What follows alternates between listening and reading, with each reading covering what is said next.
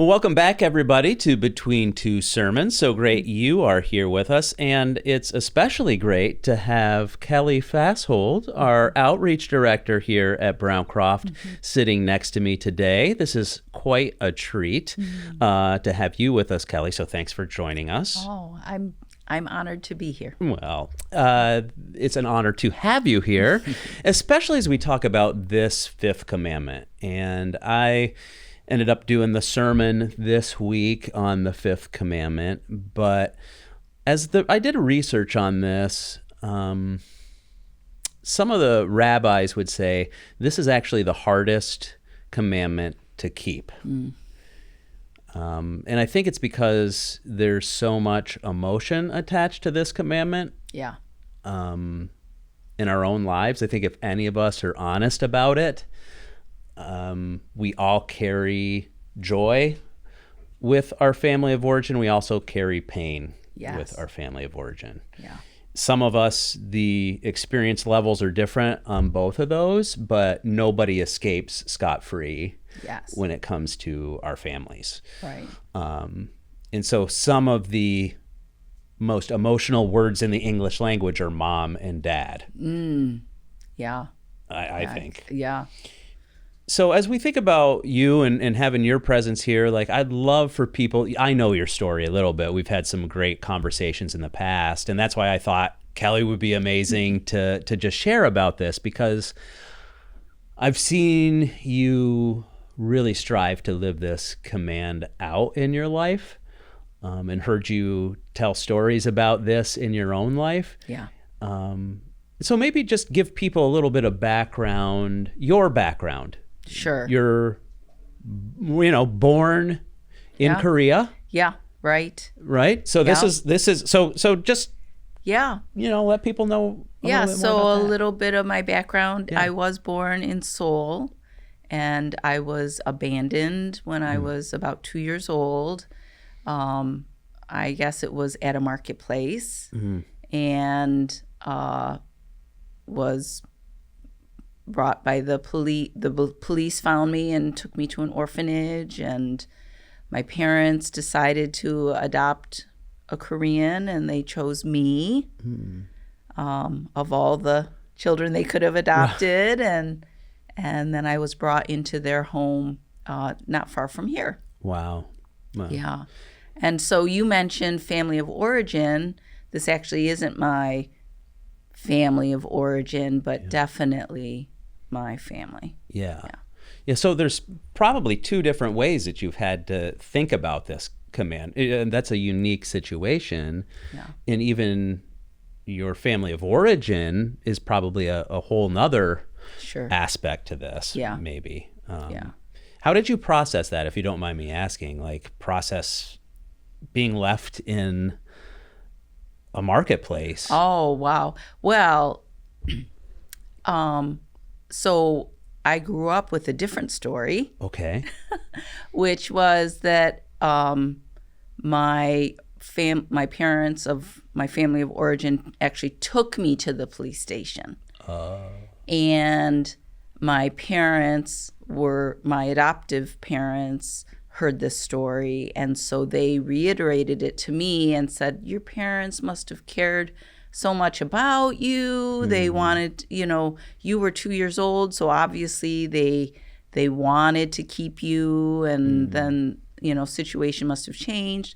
So so that actually, I feel, helped me a lot as I grew and developed. But then as an adult, when I heard this news story, that the likelihood is I was left at a marketplace.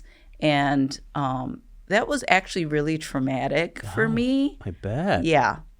And this isn't that. This isn't a mental health conversation necessarily, but I actually went to did EMDR therapy, and that was really helpful for me. But it brought up in me feelings of fear of abandonment. Oh, yeah. It was. You could totally see why. Yeah, but you would think, like, having already been raised and and developed and an adult and even a parent, that you would be beyond that, sort of impacting you so much. But yeah, yeah.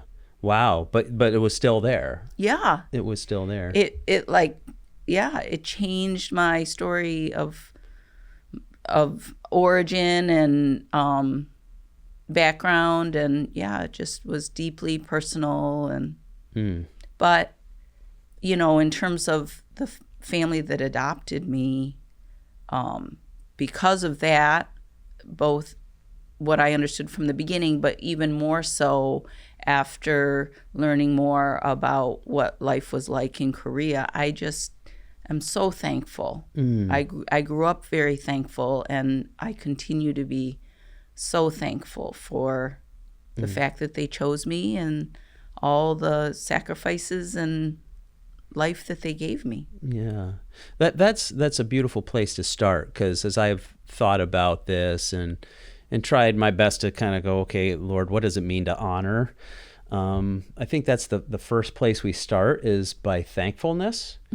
And to really realize, and for some of us, this is more difficult than others. Each one of these things can be extremely difficult for us, depending on the parents that we were that raised us. Yeah. But how does that look for you to be thankful? Like, what does it look like for you to reflect on what they've given you, or what they've meant to you in your life, and be thankful for that? Well, it's, I guess, one of the things I reflect on often is my privilege. Just I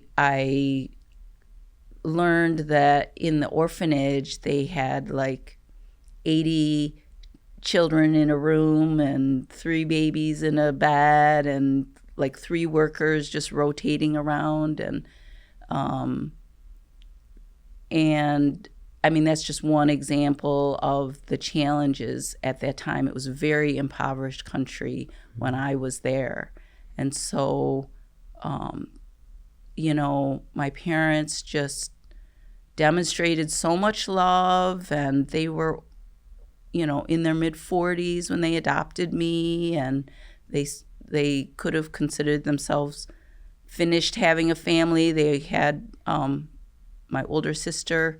So I know it was compassion in their heart that caused them to adopt me, and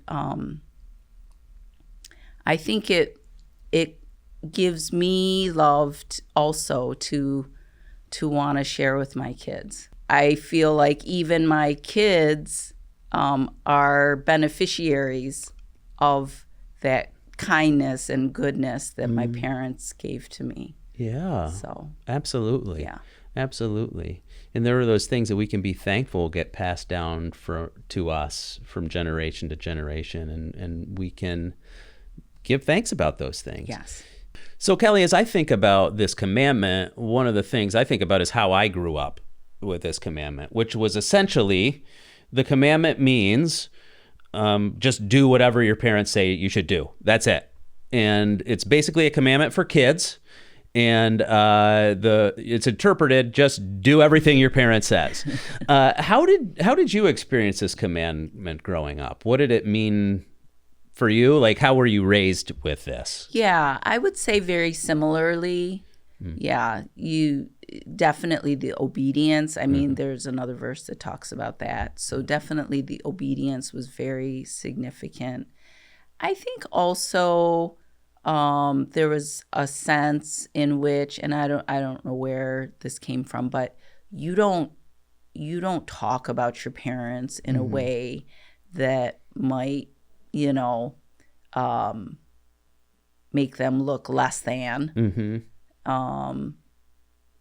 Especially to in public or to adults or their peers or their community. You just wouldn't do that. And I mean, they've both passed now. honestly, I had a hard time even processing, like, what am I feeling okay to share in when you first approached me about this, because there were so many great qualities, and my dad was a godly leader and was such a servant leader. Also, in terms of, like, I know I was thinking, how am I going to share? One of the thoughts I had was when my dad passed, how people came up to me and would say, like, oh, your dad was such a giant to me, and I didn't want to dispel that. But honestly, I think it's better for people to see, like, oh, even in those homes, maybe especially in those homes, right, where the father has a lot of reputation to uphold, if you will, there can be challenges in those families for the kids, and that's just real life. And also, when my dad passed, I remember as my friends would say this to me, the contrasting sense of relief I had that my dad had passed. Actually, because I no longer was under that sense of obligation, and it was hard to process. Like, yeah, he is this wonderful person, and I want to honor him, but the reality is, I'm really relieved. Right, and even saying that, feels like I don't know if I can even express that. That feels a bit much, maybe.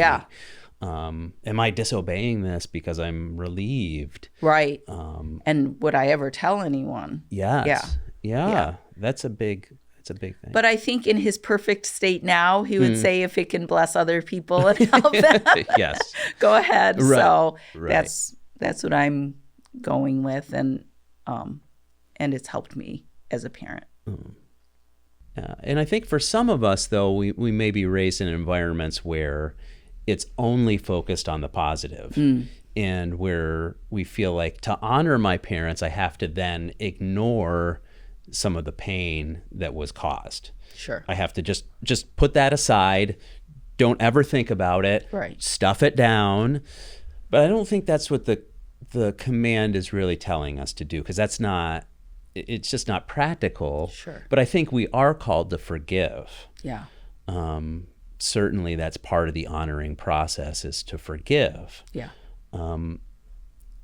So how have you had to struggle in that area to forgive? Yeah, I think forgiveness is really important, because no parent is perfect. I haven't been perfect, for sure. And, there definitely were dynamics in my home life that I've reflected on and had to acknowledge and understand try to understand where my parents were coming from. And even if I didn't understand, recognize that, the forgiveness I've received from God is so great. How can I not, forgive my parents? And I know an example of that might be helpful. And so think about just in my home life, my dad just had very high expectations.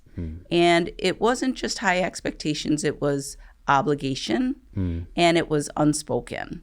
And that definitely was a part of the culture. I would sometimes go to my mom and say, like, what's going on with Dad?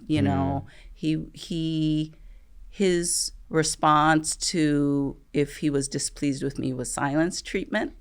So I wouldn't necessarily know what was behind that. And so my mom would tell me what he was unhappy about. But I think that one story that, or one example that comes to my mind right away is like after I had our second child. And she was beautiful, and I chose to come home early from the hospital. But then as soon as we got home, she just was very fussy and was very demanding. And so I pretty much wasn't getting any sleep whatsoever. And my husband was home, and he cleaned the house because I didn't want to disappoint my dad, and I wanted things to be comfortable for them. And my stepmom was very particular too. It was a strength of hers in many ways, but so Tom scrubbed the bathroom, made sure the kitchen was great and everything, and I was still in bed, and they came home, or they came over, and I got out of the bed and just sort of pushed the covers aside, and I was just exhausted. Yeah. And I remember my dad at the end came up to me and took my hand, and he said, "Kelly, I'm so disappointed. You didn't make your bed." And so I got very emotional, and then Ruth said, "I think you're dealing with postpartum depression." And I thought, no, I know exactly what I'm dealing with. I can't believe you just came over to see our baby. And, by the way, that was a 8-minute delivery. Oh, sheesh. Oh, wow. So my body was very exhausted. I mean, It was intense. Yeah. So, but that's just an example. And that was more of a pattern throughout your life where you felt that disappointment over and over and over again. Yeah. I mean, I remember as a child coming home with a report card and it said 98, and my dad would joke and say, "Why wasn't it 100?" And I don't think he, as an adult now, looking back, I don't think he necessarily wished I'd gotten 100, but it was part of sort of the ongoing stress of living up to his expectations. And I still remember that. It definitely affected me. But I can be thankful for the strengths that came out of that. He was such a disciplined man, and he was such a giving person to the church. Served. I remember we'd go to clean the church, and he'd scrub under the refrigerator, behind the refrigerator. He did all the things that other people might not think to do, when they're just cleaning the church. So. Wow. Well, how did you learn to come to that place of forgiveness? How did that process work for you? Well, I think the thankfulness for sure was important, and just realizing that, they're humans just like we are, and they're doing the best they can. And, gosh, I've been forgiven of so much. I'm completely inadequate. And as a parent, I see I have deep regrets, and so I just feel like I don't have a choice, in a good way. In a good way. How can I hold on to bitterness? And also there's the desire to be close. You can't hold on to that bitterness and be close to that person. Right. Yeah, that's true. That's true. And the great equalizer is having your own kids too, because you realize, oh my goodness, I too am not a perfect parent. So That's beautiful. Thanks for sharing. I also think part of this, that the honoring process, sometimes we think it's just with our words, but actually the core root of this word honor, it means to make heavy, which is the same word as we get glory from in the Bible. It's actually like to weigh down with riches. It's an interesting term. It's very centered on providing for and caring for, to make heavy, like to imagine like a dump load a truck of like riches on somebody. That's what the idea of honoring is. Wow. So That's heavy. It's kind of that kind of concept, right? So when I think about that, there's a aspect of honoring that's also caring, and I know that you cared for your mom for quite a while in your life. That was, a big portion of your life. You really cared for her well. Describe that season. Well, it was started in my second grade. I was 7, and it was about 13 years.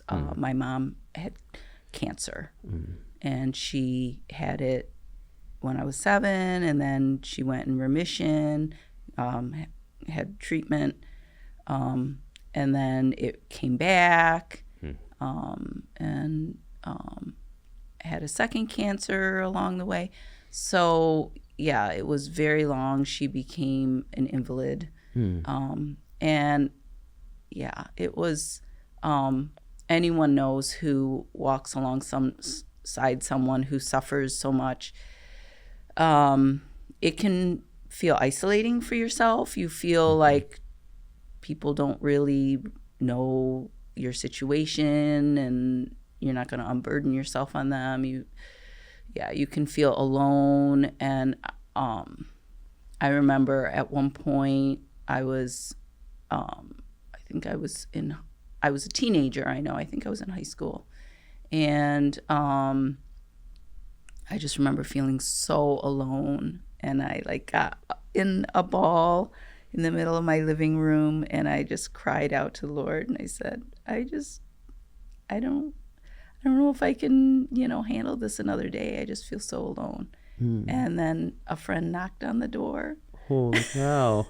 At that same time. Right at that moment. Wow. And said, hey, Kelly, I just thought I'd stop over. And Wow. Yeah. It's like God really met you in that moment. Yes. Of desperation. Yes. And I've seen that over and over again. So it was very hard. And I would even say, like, right after she passed, I had, some season of depression, or like leading up to and right when she passed.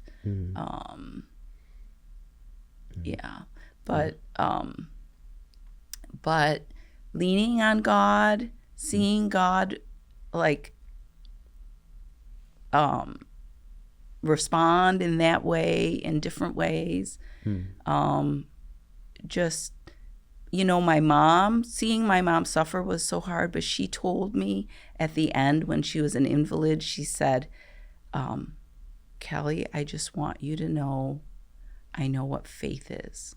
Wow. She said, as long as I could depend on my legs or depend on something else, that's what I depended on. And it wasn't until God took all of that away that I came to understand what it actually means to depend on God. And it was worth it. Oh.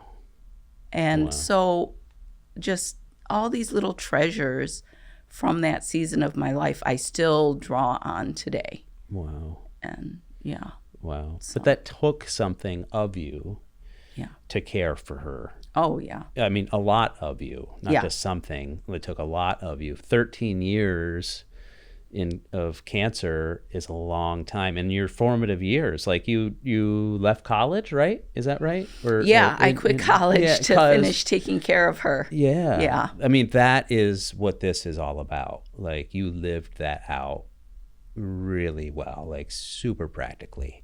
And it does come with a sense of, sorrow, personal sorrow, and sorrow for your mom. Yeah. but there's also a sense of like peace that you did the right thing too. Yeah, I don't. That is one thing I look back on, and I don't have regret. And that was something that I thought of a lot in the journey, was that I didn't want to look back and have regret about that. Yeah, it was a gift, really, but a hard one. Yeah, a hard gift. Wow.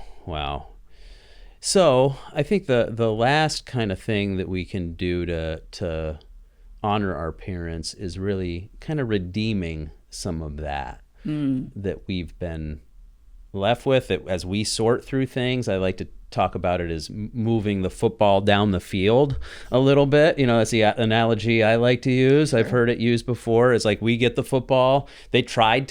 A lot of cases, they tried to bring it down, the football down the field further than they got it. Yes. And our job is then to advance that a little bit further down the road.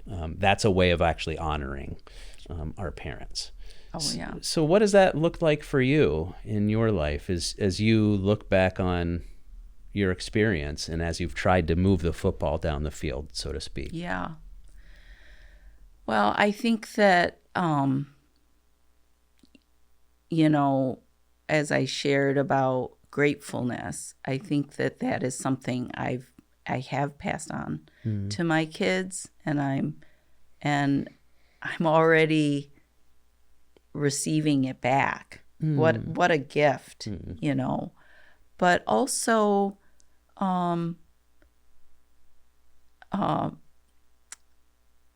part of forgiveness, as you mentioned, is even acknowledging the challenges and the difficulties. And it came home to me as I was raising my kids, they were getting older. And I thought, do I want to repeat those patterns?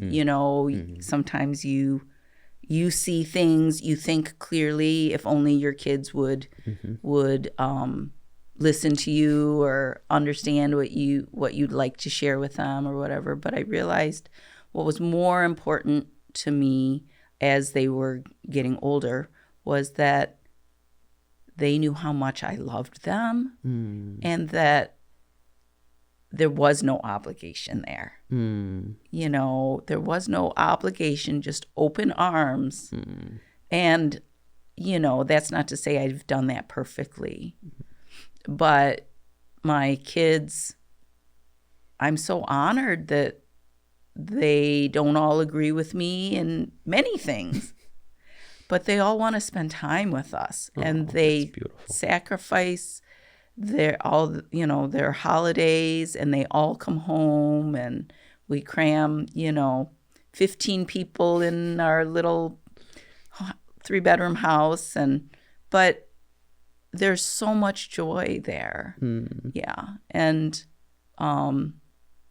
I've also chosen, my husband and I, to be vulnerable and open about our own inadequacy with them. And we've wanted them to know, like, there are things we regret, and we want you to forgive us for the things we do wrong, and we want you to feel safe to talk to us about whatever might interfere with our relationship. And we've had wonderful heart-to-heart conversations. I'm exceedingly blessed. Wow. And I think about the fact that your family all went over to it was a kind of a full circle moment last year, right? Yeah. When you went back to South Korea. Yes. And you visited the very orphanage that you were adopted out of. Yes. Right? Yeah. And the doctor that was there when I was there was my kids got to meet her. She's 90 now. Wow. Yeah. Wow. And what did that mean for them to experience that full circle moment in their life? Oh, it was very special. I mean, it was so special for me, but it was also special for them. They all gave of their resources and carved out the time. You can imagine 5 adult children doing that in all different stages of life. They all came and did that. I was there over 2.5 weeks, and it was amazing. And we even did a family tattoo. Yes. You got matching family tattoos. Yes. Which was, it's on your arm, but it's your name, right? Yes. In Korean. It's the name the orphanage gave me in Korean. Wow. Park Mida. Oh, that's so beautiful. And what an honor. That was their idea to do that. That's a way to, I don't know if everybody out there should get a tattoo of their parents, but I think that's that's definitely, if my kids do that for me, I'd be like, wow, that's an honor. So. Yeah, they did it. It was written in Korean. And I was of a generation at one point where I thought I probably would never get a tattoo. But when my kids wanted to do that, I got a tattoo. Well, I think that's really cool. That's me personally. But I'm so grateful, Kelly, for your example of living this principle out. Because it's easy to talk about these principles, but to actually have examples where we see people living this out, I think that's super, super important. So thanks for opening up your life to us in this way, and for kind of encouraging the rest of us to think through how we can apply this principle to our life too. Well, thanks, John. I'm on this journey with everyone else, and it's God's grace that enables us to love and be loved. So yeah.